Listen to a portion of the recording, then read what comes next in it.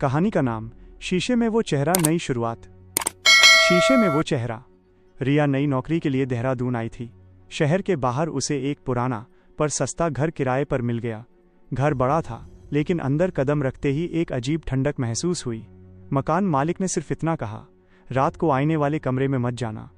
रिया ने हंसते हुए कहा, भूत प्रेत पर यकीन नहीं करती मैं, और वो उसी कमरे में सो गई, जिसमें दीवार के बीचों बीच एक पुराना टूटा हुआ शीशा लगा था। आधी रात को रिया को ऐसा लगा जैसे कोई उसके कमरे में चल रहा हो। उसने मोबाइल की फ्लैशलाइट जलाई। कोई नहीं था, लेकिन शीशे में एक परछाई दिख रही थी, किसी लड़की की, जो ठीक उसके पीछे खड़ी थी। रिया पलटी, कोई नहीं, पर शीशे में वो लड़की अब और पास आ रही थी। चेहरा धुंधला, आंखें लाल, होंठ सिल दिए हुए। अगले दिन रिया ने मकान मालिक से पूछा, वो आईना क्यों नहीं हटाते आप? वो बोला, 5 साल पहले इस कमरे में एक लड़की ने खुद को आग लगा ली थी। आईना उसका आखिरी गवाह है। तब से जो भी रात में उस आईने को देखता है, उसे वो अपने साथ खींच ले जाती है। रिया ने हंसने की कोशिश की, पर डर उसकी आंखों में उतर चुका था। उस रात रिया ने आईने पर चादर डाल दी, पर आधी रात को चादर खुद ब खुद नीचे गिर गई। शीशे में वो चेहरा फिर दिखा, इस बार साफ। वो लड़की फुसफुसाई, मुझे वापस ले चलो। रिया चीखने लगी, लेकिन उसकी आवाज़ किसी ने नहीं सुनी। सुबह जब पड़ोसी कमरे में पहुंचे, रिया गायब थी। बस शीशे पर उसके हाथ के निशान थे, और शीशे के अंदर एक नई परछाई जुड़ चुकी थी। शीशे के उस पार सुबह का उजाला पूरे कमरे में फैल चुका था, पर रिया का कोई निशान नहीं था। आईना जो टूटा हुआ था, अब पूरा सही सलामत दिख रहा था, जैसे रात में कुछ हुआ ही ना हो। मकान मालिक ने देखा तो कांप उठा, क्योंकि शीशे के अंदर अब 2 परछाइयां थीं, एक वही पुरानी लड़की और एक नई रिया की। अंदर की दुनिया। रिया को लगा जैसे वो किसी दूसरी जगह है। हर तरफ धुंध थी, ठंडी हवाएं और आईने जैसी दीवारें। वो चिल्लाई, कोई है यहाँ।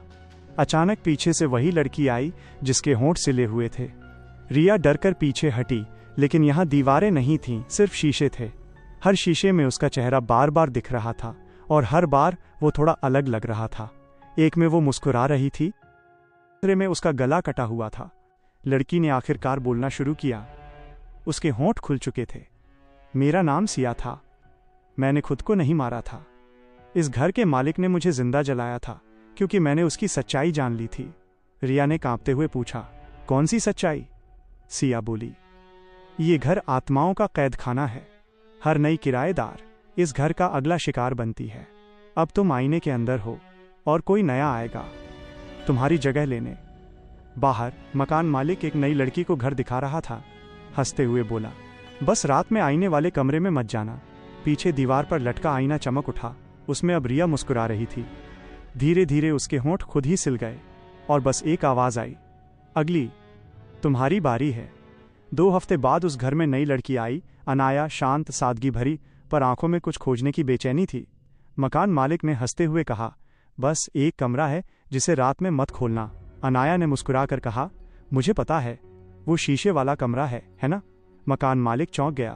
तुम्हें कैसे पता? अनाया बोली, क्योंकि रिया मेरी बहन थी। अनाया को पता चला था कि रिया की लाश कभी नहीं मिली।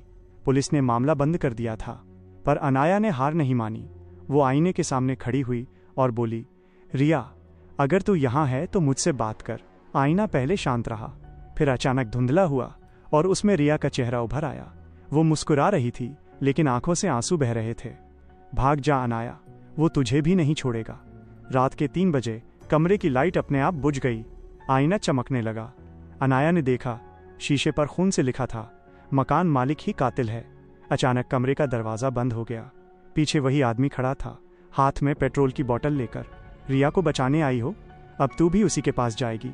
वो बोतल फेंकने ही वाला था कि आईना जोर से टूट गया। कांच के टुकड़े उड़ते हुए उसकी गर्दन में धंस गए।